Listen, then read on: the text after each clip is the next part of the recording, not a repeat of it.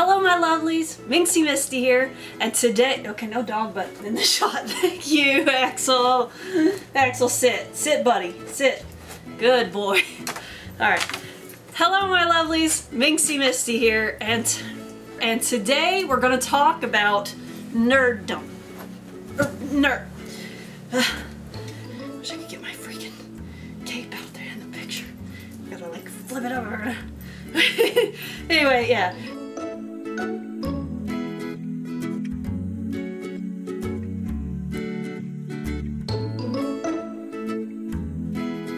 Hello my lovelies, it's Minxy Misty here, and today we're going to talk about nerddom, or being a nerd basically, whichever you want to call it. I have a new segment I'm going to be introducing. I've kind of wanted to do this from the beginning, wanted to get my name out there, talk to you guys a little bit, let you get to know me a little bit. This is something that I've been working on and thinking about for a long time.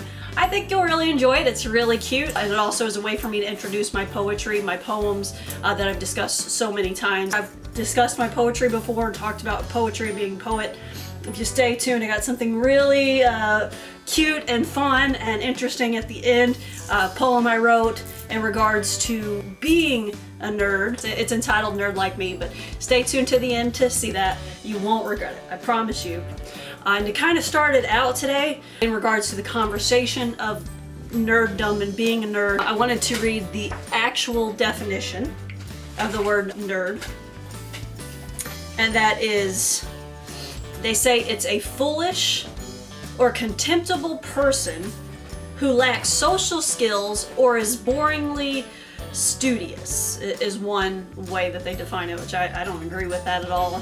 That being said, I'm really glad with what we've kind of invented and how we've redefined and refigured, what a nerd is, because a lot of times what you call nerds as a child, the people that were picked on and that other people called nerds, they're very intelligent, highly intelligent people, which also there's another description I wanted to discuss at the end here. It's called a single mind, which a part of an extension of the definition was a single-minded expert in a particular technical field, like computers. And that's really kind of what I want to spin off of. I'm going to read a few more definitions here in a minute, and I'm going to kind of explain what I think a nerd is to me, and how I think that term is slightly true. Not single-minded, but I think that there's a lot of more nerds in the world, people that are nerds over things that they don't even realize maybe that they're a nerd over. I mean, some people, basically it's any kind of, not obsession, but something that you just really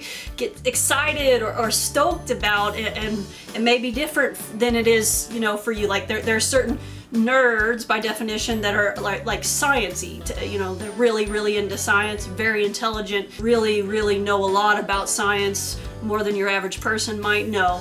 And then there's comic book nerds, kind of more like mine, a lot, and my husband's especially, he knows even way more than I do in regards to comics and comic book related fields. People might be nerdy over certain things scientifically, more comic book related, which I tend to be, or like really fond or like really enjoy a particular comic book character like I do, such as Harley Quinn or Wonder Woman, my shirt. It's cape too. Got a cape. I got a cape. So it's someone who's particularly fond of something, for some people it's that stuff. There's other terms. There's gaming, if you're really into certain games or gaming. So a lot of the gamers on there, really into YouTube, really into going to the comic book conventions, whatever it may be. For some people, I think it's just something really big. Some people are techie, really into tech, and you gotta have the most current phone or computer. It's gotta be the top of the line. It's gotta be the best thing out there in your opinion, and it's just really important to you. And I think that by definition, more people are nerds than they realize, because like for a lot of girls, it's shoes. You may really freak out and get excited over shoes. I'm not like huge fan of shoes. So, I get excited over certain comic book t-shirts. I'll get excited over I kind of like pin-up-y clothing, pin-up dresses. And I'm not saying they don't like shoes. Of course I like shoes, but some girls, really like the shoes. They really like shopping, and it's like to the point where you're like, they're kind of getting nerdy with that when you really stop to think about it. I just think it's like really having a high knowledge and high love and high passion for something, to the point where people might not make fun of you, but people might not quite understand. And I don't think that there's anything in the world that's wrong with it. So that being said, I'm going to go into another definition that I found. It is an unstylish, unattractive, or socially inept person, especially one slavishly devoted to intellectual or academic pursuits. Which again, there is nothing wrong with that. There's nothing wrong with being good at school, nothing wrong with setting your goals high, as you know. I believe, you know, there's absolutely nothing wrong with trying to set your goals to the highest thing. I don't know about the unattractive and un thing. I think that's just ridiculous. But because especially when everyone's opinion of unattractive is different and they differ. So some people are attracted to nerds, you know. So I love my husband. I think he's a little nerdy at times, though. I'm attracted to him, so. I wanted to look up as well the Urban Dictionary form of the word nerd. Okay, so it says one whose IQ exceeds his weight is the one that I brought, the Urban Dictionary. One whose IQ exceeds his weight.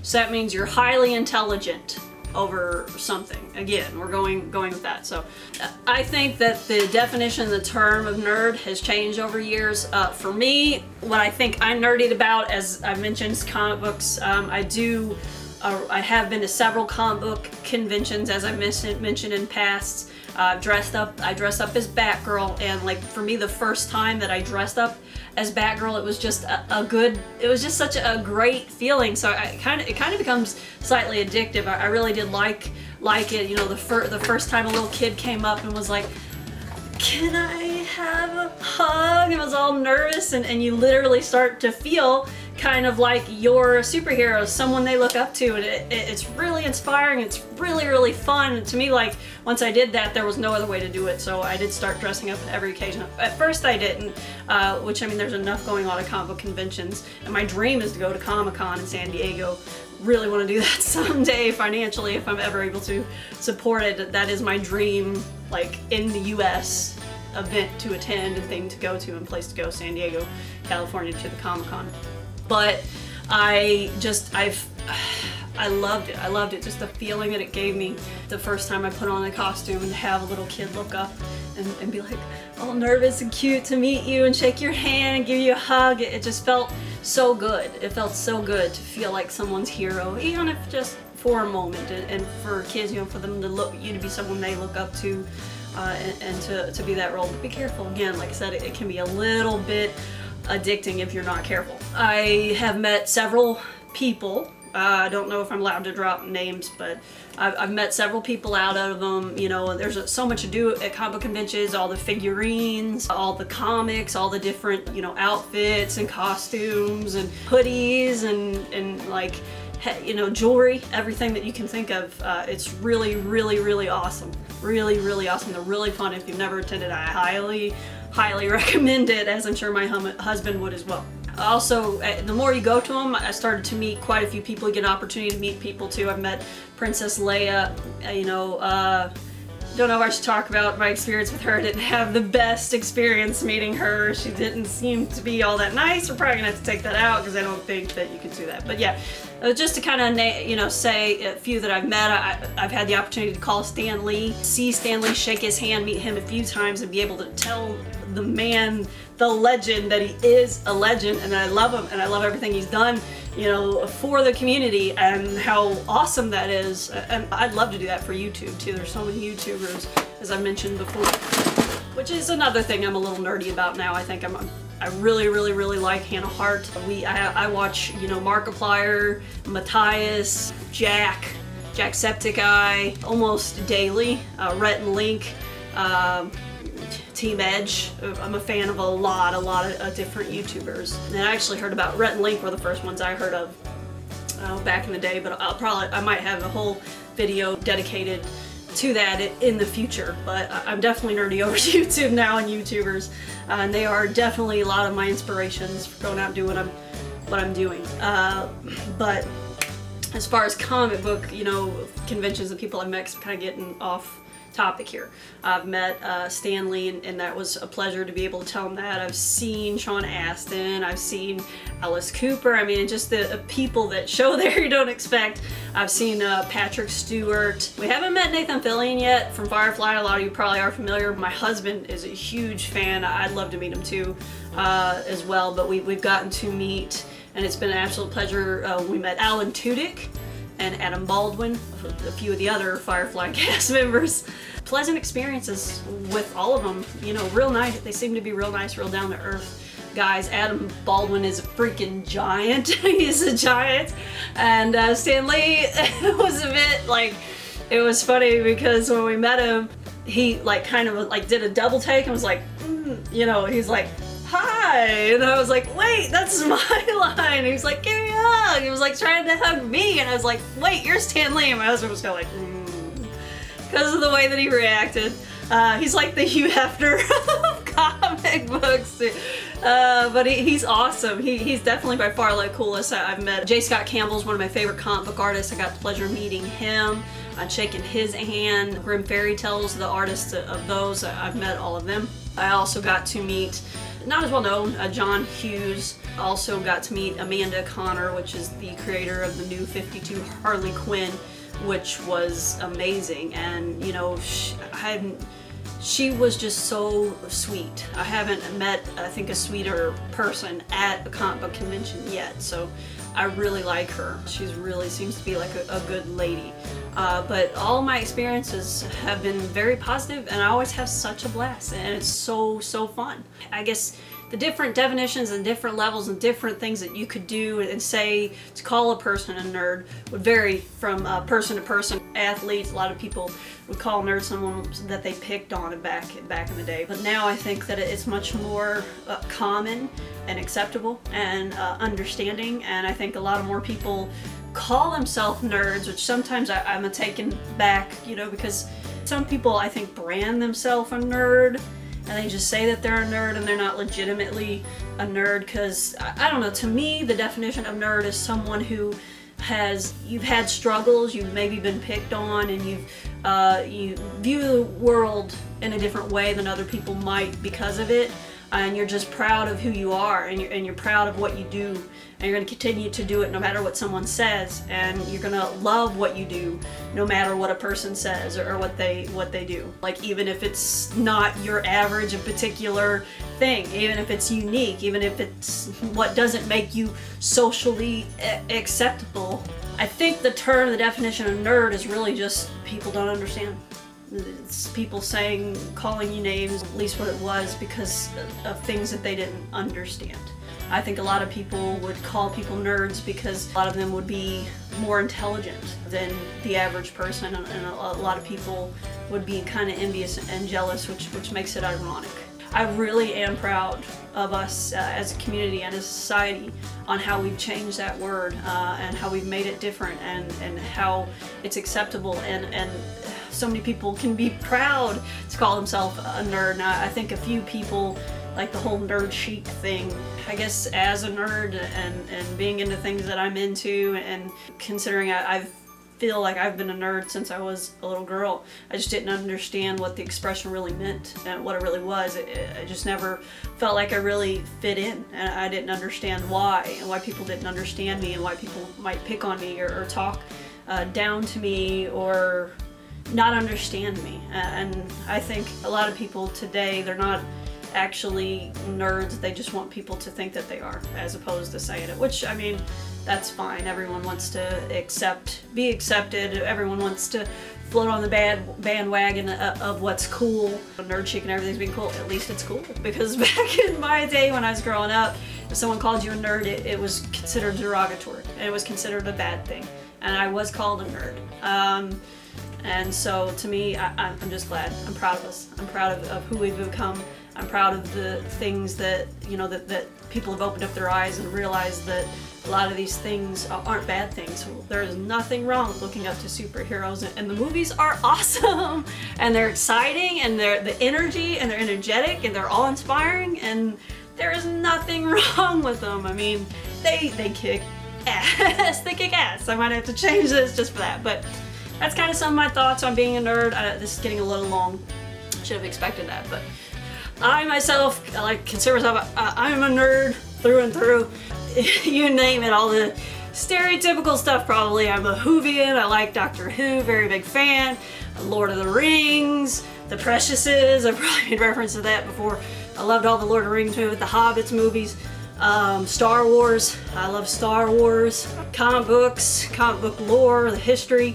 Some of my favorite comic book superheroes. I love Superman, I love Wonder Woman. Wonder Woman is my favorite. I've talked about my favorite villain several times, Harley Quinn, which, you know, that term villain, I mean, she is a villain, but there's a lot of likeness and likability to Harley Quinn, and she's relatable to a lot of people, especially anyone who had any unrequited love in their past. You know, there's a lot of different various things about Harley Quinn that can be relatable to you know, any person, I think. My favorite hero, or heroine shall I say, of course is Wonder Woman, and that's because I grew up pretending to be Wonder Woman. I grew up with two of my cousins, Sean and Corey, and they were the boys, and they were always kind of like, oh, we need to save you, and I was like, no, I'm gonna be Wonder Woman, I'm gonna be this powerful person and I'll save you, stuff like that. But so they, you know, one of them would be Superman, cousin Sean usually, and one of them would be Batman, Corey, and then I'd be Wonder Woman.